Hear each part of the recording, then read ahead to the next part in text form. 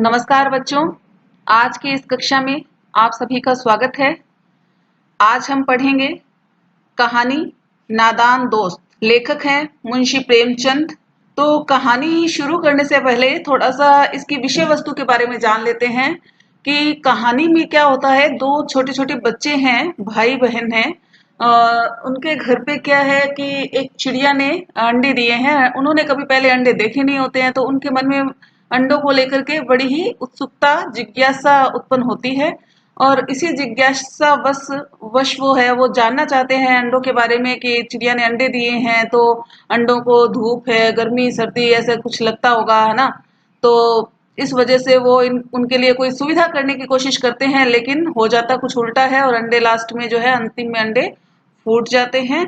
और फिर ये जान करके जो है दोनों बच्चों को बड़ा दुख होता है। तो यही जो है इस कहानी के अंदर है। तो आइए पढ़ते हैं नादान दोस्त, लेखक मुंशी प्रेमचंद। केशव के घर कार्निस के ऊपर एक चिड़िया ने अंडे दिए थे। केशव और उसकी बहन श्यामा दोनों बड़े ध्यान से चिड़िया को वहां आते जाते देखते रहते थे। सवेरे दोनों आंखें मलते कार्निस के सामने पहुंच जाते और चिड़िया दोनों को वहां बैठा पाते। उनको देखने में दोनों बच्चों को न मालूम क्या मजा मिलता। दूध और जलेबी की सुध भी न रहती थी। दोनों के दिल में तरह तरह के सवाल उठते। अंडे कितने बड़े होंगे, किस रंग के होंगे, कितने होंगे, क्या खाते होंगे, उनमें से किस तरह के बच्चे निकलेंगे, बच्चे किस तरह निकल आएंगे, बच्चों के पर कैसे निकलेंगे, घोंसला कैसा होगा। लेकिन इन बातों का जवाब देने वाला उनके पास कोई नहीं था। न अम्मा को घर के काम धंधों से फुर्सत थी, न बाबूजी को पढ़ने लिखने से। दोनों बच्चे आपस में ही सवाल जवाब करके अपने दिल को तसल्ली दे लिया करते थे। तो देखिए, दोनों बच्चे हैं तो उनके घर में जो है चिड़िया ने अंडे दिए हैं और चिड़िया उन अंडों के पास में आते जाते हैं। तो वो बच्चे बड़े ध्यान से उनको देखते हैं और उसमें ही उन बच्चों को बहुत मजा आता है। और इसको मतलब देखना उनको इतना अच्छा लगता है कि वो दूध और जलेबी को भी उसमें भूल जाते हैं। जो वो रोज दूध जलेबी खाते हैं उसकी भी उनको सुध नहीं रहती। और दोनों बच्चों के मन में तरह तरह के सवाल उठते हैं कि देखिए अंडे कितने बड़े होंगे, किस रंग के होंगे, ठीक है, और कितने होंगे। इस तरह के सवाल उनके मन में उठते हैं। कितने बड़े होंगे अंडे, क्या खाते होंगे, है ना। फिर क्या होता है कि ये सारे प्रश्न उनके मन में उठते हैं, लेकिन इन प्रश्नों का जवाब देने वाला उनके पास कोई नहीं है, क्योंकि उनकी अम्मा को घर के कामकाज से ही फुर्सत नहीं है और बाबूजी को ऑफिस का काम रहता है, दफ्तर का काम रहता है, ठीक है ना। तो दोनों बच्चे आपस में ही सवाल जवाब करके दिल को तसल्ली दे लेते थे। श्यामा कहती, क्यों भैया, बच्चे निकल कर फुर्र से उड़ जाएंगे। तो केशव विद्वानों के जैसे गर्व से कहता, नहीं रे पगली, पहले पर निकलेंगे, बगैर परों के बेचारे कैसे उड़ेंगे। तो फिर श्यामा क्या कहते, बच्चों को क्या खिलाएगी बेचारी। केशव इस पेचीदा सवाल का जवाब कुछ न दे सकता था। इस तरह 3-4 दिन गुजर गए। दोनों बच्चों की जिज्ञासा दिन ब दिन बढ़ती ही जाती थी। अंडों को देखने के लिए वे अधीर हो उठते थे। उन्होंने अनुमान लगाया कि अब जरूर बच्चे निकल आए होंगे। बच्चों के चारे का सवाल अब उनके सामने आ खड़ा हुआ। क्या हुआ कि 3-4 दिन बीत गए। अब जो है उन्होंने सोचा कि जो है बच्चे बाहर आ गए होंगे, ठीक है। तो अब उनके सामने क्या समस्या आ गई कि अब इनके खाने पीने का सवाल है, ठीक है। अब ये खाएंगे क्या, तो ये सवाल बच्चों के सामने आ खड़ा हुआ। तो उनको अब जो बच्चे निकले हैं अंडों से, उनके खाने की चिंता सताने लगी है। अब देखिए वो आगे क्या करते हैं दोनों भाई बहन।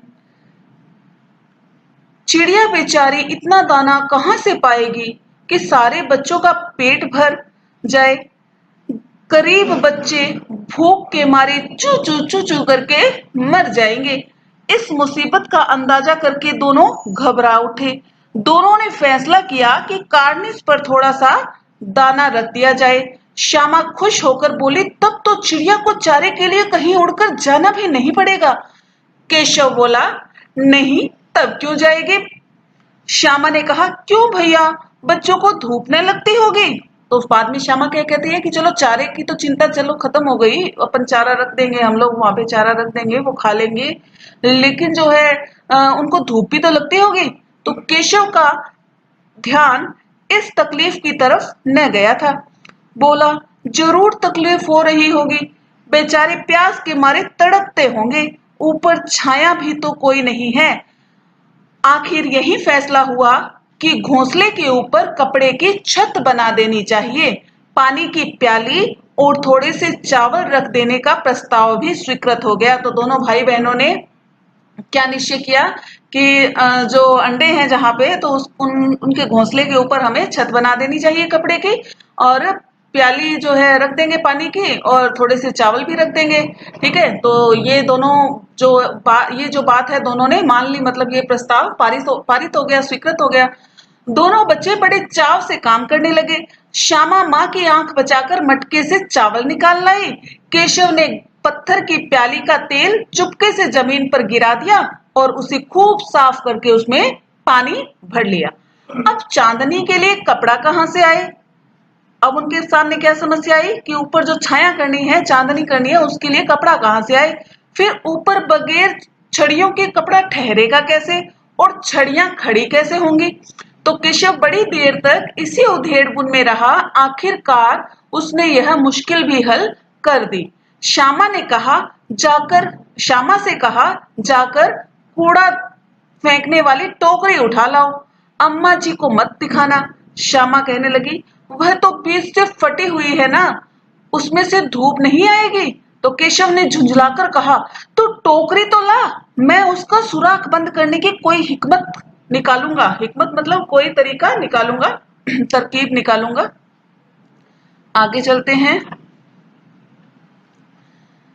श्यामा दौड़कर टोकरी उठा लाई। केशव ने उसके सुराख में थोड़ा सा कागज ठूंस दिया और तब टोकरी को एक टहनी से टिकाकर बोला, देख, ऐसे ही घोंसले पर उसकी आड़ कर दूंगा, तब कैसे धूप आएगी? श्यामा ने दिल में सोचा, भैया कितने चालाक हैं।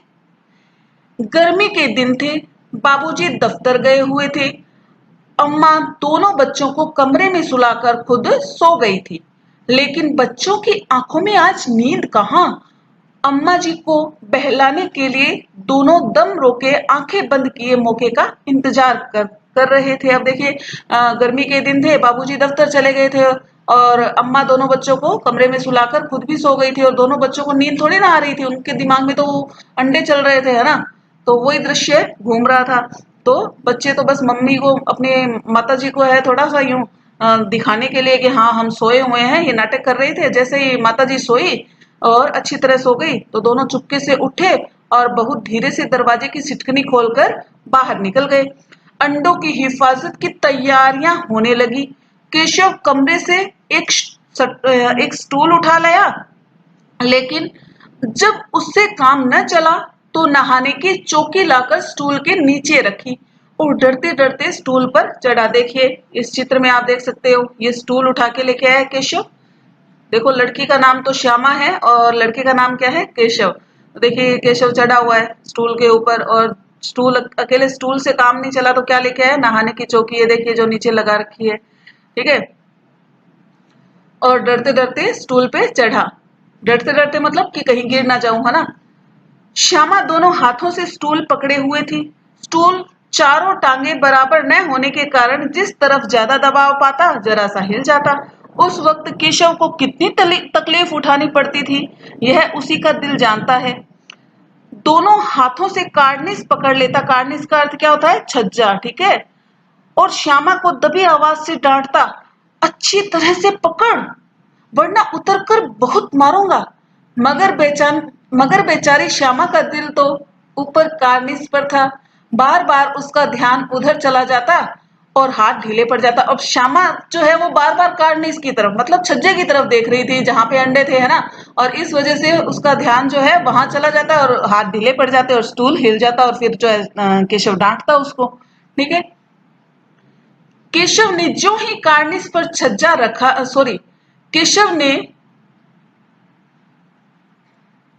केशव ने जो ही कार्निस पर हाथ रखा, दोनों चिड़िया उड़ गई। केशव ने देखा कार्निस पर थोड़े तिनके बिछे हुए हैं और उन पर 3 अंडे पड़े हैं, जैसे घोंसले उसने पेड़ों पर देखे थे, वैसा कोई घोंसला वहां पे नहीं है। अब देखिए केशव जो है ऊपर चढ़ा और उसने जैसे ही छज्जे पे हाथ रखा तो उसने क्या देखा कि चिड़िया उड़ गई है, और जैसा मतलब वो अपनी कल्पना में सोच रहा था कि वहां पे कोई घोंसला होगा, तो वैसा घोंसला वहां पे नहीं था, सिर्फ 3 अंडे वहां पे पड़े हुए थे। श्यामा ने पूछा, क्या बच्चे हैं भैया? तो केशव ने क्या कहा, 3 अंडे हैं, अभी बच्चे नहीं निकले। तो श्यामा ने क्या कहा, जरा हमें भी दिखा दो भैया, कितने बड़े हैं। केशव क्या कहता है फिर, दिखा दूंगा, पहले जरा चिथड़े तो ले आ। चिथड़े का अर्थ क्या होता है, कपड़े। नीचे बिछा दो, बेचारे अंडे तिनकों पर पड़े हैं। तो जो अंडे थे वो तिनकों पे पड़े थे। अब केशव को क्या लग रहा है कि उनके जो तिनके वो चुभ रहे होंगे, है ना। तो वो श्यामा को क्या कह रहा है कि पहले चिथड़े ले आ, मतलब कपड़े ले आ। श्यामा दौड़कर अपनी पुरानी धोती फाड़कर, धोती का अर्थ क्या होता है, साड़ी या चुनरी, ठीक है, तो धोती फाड़कर एक टुकड़ा ले आई और केशव ने झुककर कपड़ा ले लिया। उसकी कई तह करके उसने एक गद्दी बनाई और उसे तिनकों पर बिछा दिया और तीनों अंडे धीरे से उस पर रख दिए। श्यामा ने फिर कहा, हमको भी दिखा दो भैया। तो केशव ने क्या कहा, दिखा दूंगा, पहले जरा टोकरी तो दे दो, ऊपर छाया तो कर दो। श्यामा ने टोकरी नीचे से थमा दी और बोली, अब तुम उतर जाओ, मैं भी तो देखूं। तो केशव ने टोकरी को एक टहनी से टिकाकर कहा, जा दाना और पानी की प्याली तो लेके आ, मैं उतर आऊं तब तुझे दिखा दूंगा। श्यामा प्याली और चावल भी ले आई। केशव ने टोकरी के नीचे दोनों चीजें रख दी और आहिस्ता से, मतलब धीरे से नीचे उतर गया। श्यामा ने गिड़गिड़ा कर कहा, अब हमको भी चढ़ा दो भैया। केशव, तू गिर पड़ेगी। श्यामा ने क्या कहा, नहीं गिरूंगी भैया, तुम नीचे से पकड़े रहना। तो केशव ने क्या कहा, ना भाई, ना भैया, कभी कहीं गिर गिरा गई तो अम्मा जी मेरी चटनी कर डालेंगी, कहेंगी तूने ही चढ़ाया था, क्या करेगी देखकर। अब अंडे बड़े आराम से हैं, जब बच्चे निकलेंगे तो उनको पालेंगे। दोनों चिड़िया बार बार कार्निस पर आती और बगैर बैठे ही उड़ जाती। कार्निस मतलब छज्जा। तो दोनों चिड़िया क्या है कि बार बार आती छज्जे की तरफ, लेकिन वहां पे बैठे बिना ही उड़ जाती। केशव ने सोचा, हम लोगों के डर से नहीं बैठती, स्टूल उठाकर कमरे में रखाया, चूंकि जहां की थी वहां रख दी।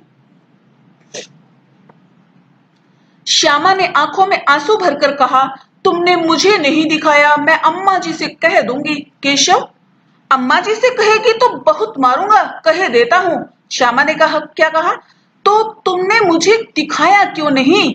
तो केशव क्या कहता है, और गिर पड़ती तो 4 सर न हो जाते, मतलब सिर के 4 टुकड़े न हो जाते। श्यामा क्या कहते हैं, क्या कहते हैं, हो जाते तो हो जाते, देख लेना, मैं कह दूंगी। इतने में कोठरी का दरवाजा खुला और माँ ने धूप से आंखों को बचाते हुए कहा, तुम दोनों बाहर कब निकल आए? मैंने कहा न था कि दोपहर को न निकलना। किसने किवाड़ खोला? किवाड़ केशव ने खोला था, लेकिन श्यामा ने माँ से यह बात नहीं कही। किवाड़ किसने खोला था? केशव ने, लेकिन श्यामा ने ये बात माँ से नहीं कही। उसे डर था कि भैया पिट जाएंगे मतलब भैया को माँ जो है पीटेगी, है ना। केशव दिल में कांप रहा था कि कहीं श्यामा कह न दे अंडे न दिखाए थे। इससे अब उसको श्यामा पर विश्वास नहीं था। श्यामा सिर्फ मोहब्बत के मारे चुप थी या कसूर में हिस्सेदार की वजह से, इसका फैसला नहीं किया जा सकता। शायद दोनों ही बातें होंगी। माँ ने दोनों को डांट डपट कर फिर कमरे में बंद कर दिया और आप धीरे धीरे उन्हें पंखा झेलने लगी, मतलब उनको सुला दिया और धीरे धीरे पंखे से हवा करने लगी, हाथ में जो पंखा लेकर के हवा करते हैं, ठीक है। अभी सिर्फ 2 बजे थे, बाहर तेज लू चल रही थी।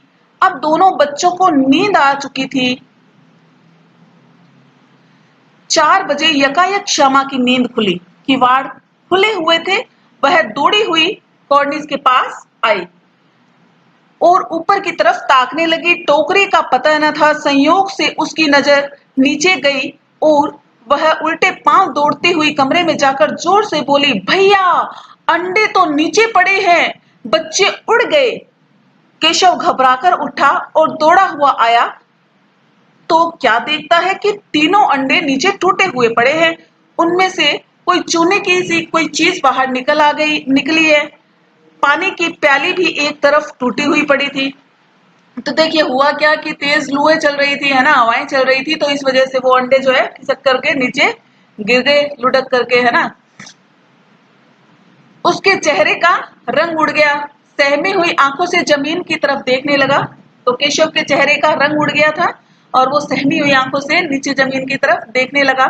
श्यामा ने पूछा, बच्चे कहाँ उड़ गए भैया? तो केशव ने करुण स्वर में कहा, अंडे तो फूट गए। श्यामा क्या कहती है, और बच्चे कहाँ गए? केशव, तेरे सर में देखते नहीं, अंडों में से उजला उजला पानी निकल आया है, वही तो 2-4 दिन में बच्चे बनने वाले थे। माँ ने सोटी हाथ में लिए हुए पूछा, तुम दोनों वहां धूप में कर क्या रहे हो?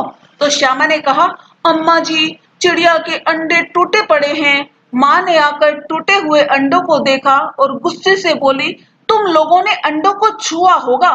अब तो श्यामा को भैया पर जरा भी तरस ना आया, उसी ने शायद अंडों को इस तरह रख दिया होगा कि नीचे गिर पड़े। तो श्यामा क्या सोचती है कि भैया ने अंडे सही से नहीं रखे होंगे, इसी कारण से वो गिर पड़े। तो उसने भैया पर अब बिल्कुल तरस करना उचित नहीं समझा और माँ को शिकायत लगाने की बिल्कुल तैयारी में है।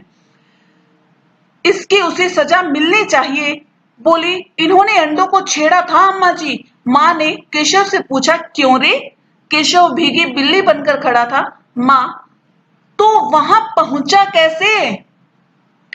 श्यामा, चौकी पर स्टूल रखकर चढ़े अम्मा जी। तो श्यामा ने जवाब दिया कि चौकी पर जो है स्टूल रखकर भैया चढ़े थे उस पे।